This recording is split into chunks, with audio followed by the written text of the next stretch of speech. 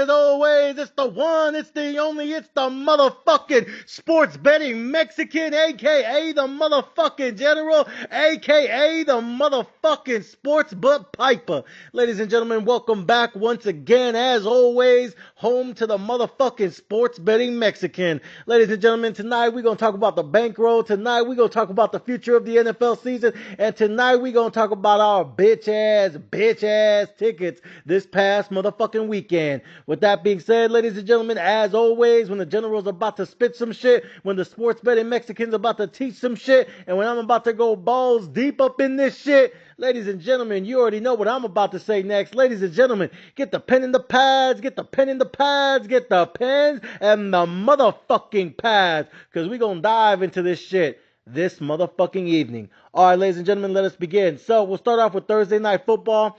Thursday Night Football, I forgot what game that was. Hold on, let me check that fucking ticket real quick. Who was Thursday Night Football? Oh, that was the Jets game, right? Let me check.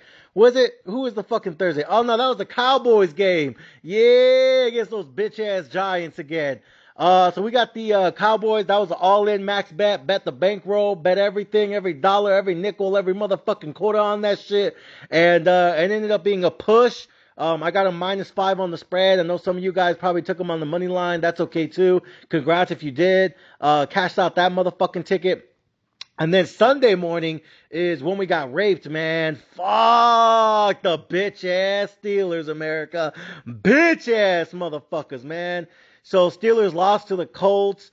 And honestly, the Steelers were going to win that game. And then as soon as Richardson got hurt, because his fucking got injured again, I told you guys, he's like a little mini Cam Newton, always running around like a dumb bitch, going head first into people. He got hurt. And then Joe Flacco, who's played the Steelers like a million fucking times, go figure, the starting QB, or excuse me, the backup QB in the NFL with the most fucking games against Steelers in fucking Steelers history. This motherfucker's the backup QB in fucking Indy, and he steps up in there and he feels real comfortable. He feels comfortable as shit. He like, man, I'm playing the Steelers like 900 million fucking times, America.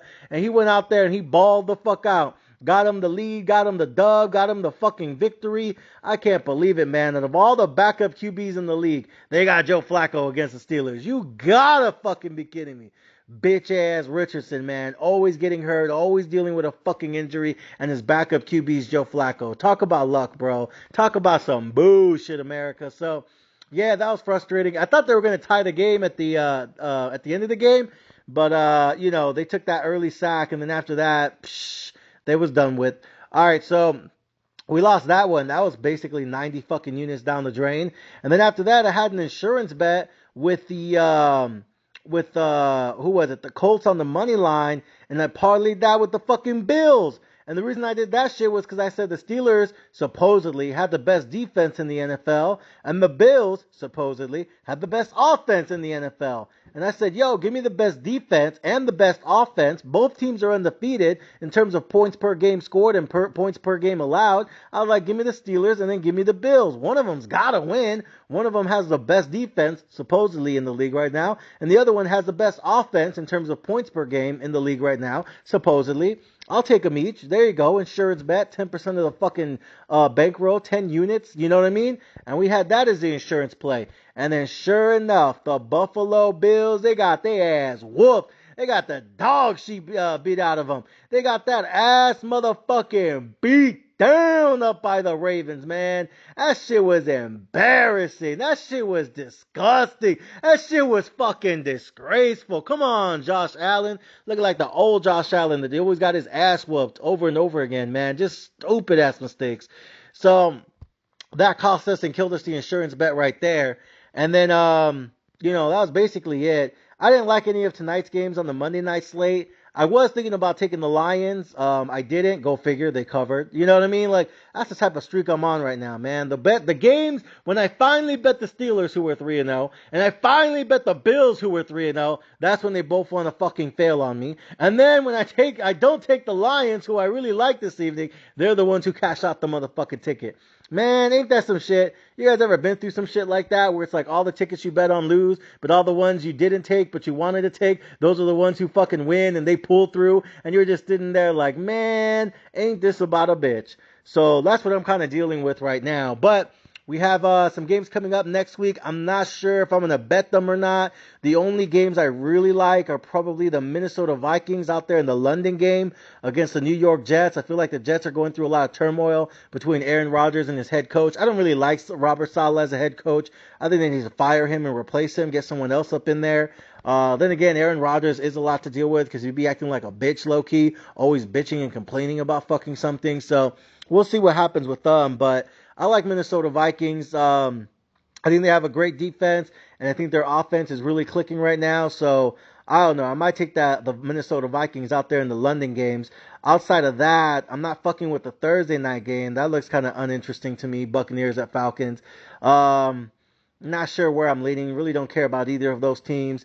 Giants and Seahawks looks boring to me. Seahawks just lost tonight, so maybe, next Sunday's a bounce back game. That game's going to be on Seattle in the afternoon, -6. I might fuck with Seattle, take them on the -6, or that might just be a stay away game for me. Other than that, Panthers and Bears, they both suck to me. Ravens at Bengals, I don't know, they're both up and down to me. Dolphins and Patriots, nobody even cares about that game. Browns and Commanders, even less people care about that game. Colts and Jaguars, that's probably the least interesting game.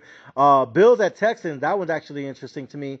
I'm really leaning the Texans here, but I don't know. Could be another Josh Allen takeover, Cam Newton MVP form, where he rushes for 150 and throws for 150. Could be one of those type of games. I don't really know yet. I am leading Texas -1.5, but I'm not really sure about that game. That one's kind of 50-50 to me. I'll have to do some more research on it. So again, I like the Vikings in the morning. I like in the early morning, excuse me.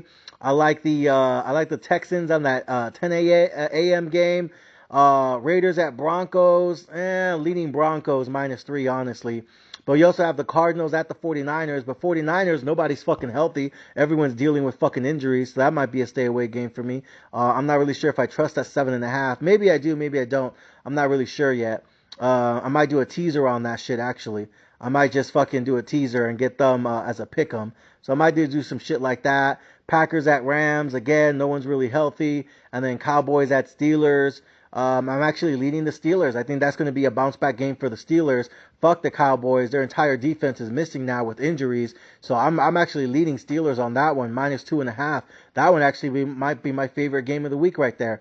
And then we have Saints at Chiefs. That's probably going to be that teaser, second leg of the teaser. Kansas City -5. I might get them at +2 against the Saints at home, and then tease that with the 49ers and get 49ers as a pick'em. So that's probably going to be my early teaser for next week. Steelers, my favorite game of the week. I am leading Texas, even though that's a 50-50 game to me. Baltimore at Bengals. Strongly leaning Baltimore. I think Bengals are just fucking trash right now. And then in the early morning game, I like the Vikings out there in the London games. So that's the games I'm looking at. That's what I'm thinking. That's what I'm feeling right now. Nothing set in stone. Just some of the games that I'm looking at early next week for the Sunday slate. Again, the Thursday night game, it looks kind of boring to me. Probably just going to be a stay away game for me. So that's the update here. Those are the early picks right there for week 5 of the NFL season.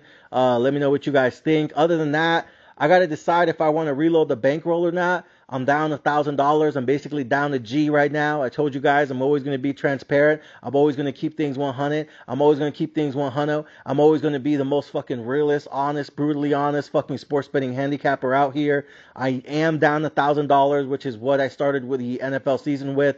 I know a lot of you guys asked me why I didn't start off with like 5 or 10 G's. The reason I didn't pull out 5, 10 G's for this NFL season was because I'm really big in Bitcoin right now. I'm balls deep in a lot of cryptos. Honestly, some of these cryptos are starting to like erupt low key right now.